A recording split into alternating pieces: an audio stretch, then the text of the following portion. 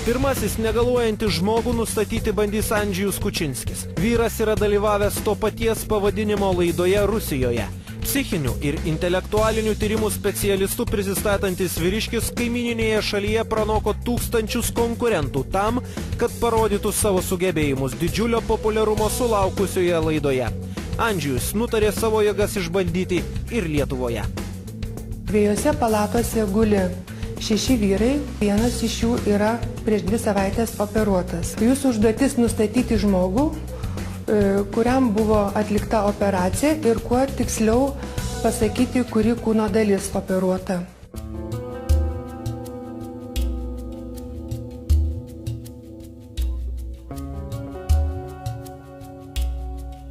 Šitas žmogus nėra operuotas, bet jo kraujo spaudinimas yra biškai per didelis. Man taip atsirodo, bet jis neoperuotas.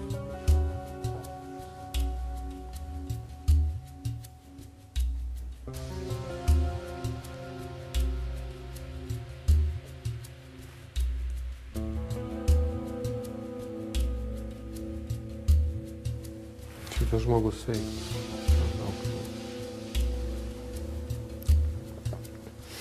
Aš jaučiu, kad šitas žmogus šitoje vietoje nelabai gerai funkcionuoja, bet jis čia ne šitas žmogus, kurį mes ieškome. Toks įspūdis buvo pirmas, kad aš ieško, jo nėra, a paskui tai yra 2 palatos, o ne 1 palata. Tai tada tik mintis ateina, kad aš paskau, kad čia nėra, einam į kitą vietą. Bet pirmas buvo, kad žiūriu, yra 3 žmogus, bet kaip atrodo, kad visi, ne vienas nebuvo operuotas. Andžejui pavyko nustatyti tikrąjį ligonį. Vyro nesuklaidino nei ramentai, nei pagyvenę eksperimento dalyviai. Tačiau lieka vienas neatsakytas klausimas. Ar Andžejus sugebės diagnozuoti negalavimą? Nežinau, mano kūnas pritraukė prie šito žmogų. Jaučiu, kad jo sveikata yra silpnesnė. Gali būti taip, kad čia mes apie jo šnekam, kad jam buvo padaryta operacija. Ir aš jaučiu, kad jam buvo operuotas žarnynas, ką nors maždaug kokią dalį jo gal ir išimta iš viso buvo. Jūs nesuklydote, o šiuo metu jisai yra operuotas prieš 2 savaitės dėl klubo sąnario patologijos.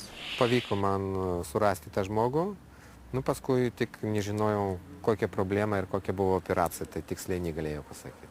Bet galvojau, kad gal reikėjo daugiau gal koncentracijos ir iš karto pastatyti tokią savo tikslą, kad kas buvo ir kokie konkrečiai lygavo. Tokie tikslą savo iš pradžios nepastačiau, aš patenkintas to rezultato, kokį turiu.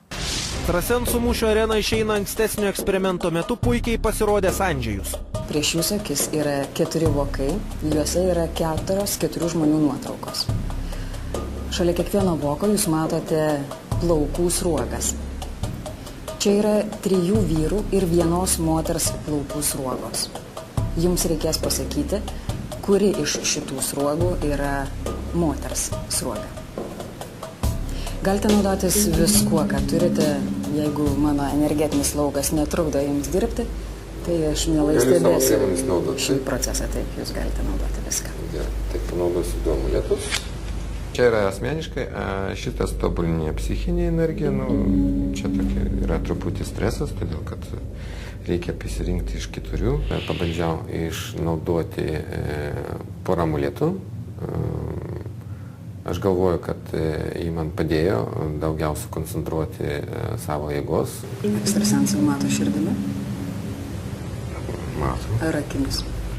Aš galvoju, kad širdis pagrindinis dalykas yra. Ir kai yra iš viršaus, jis tik instrumentai. O visi atsakymai taip. Visą kraują po organizmą jis ateina į širdį. Ir ten yra galutinis sprendimas. Taigi, ką sako jūsų kaip ekstrasenso širdis? Ar jinai jau ką nors sako? Tu informaciją, kokią gavau iki šio momento, tai priimsiu sprendimą, kad šitas vokas.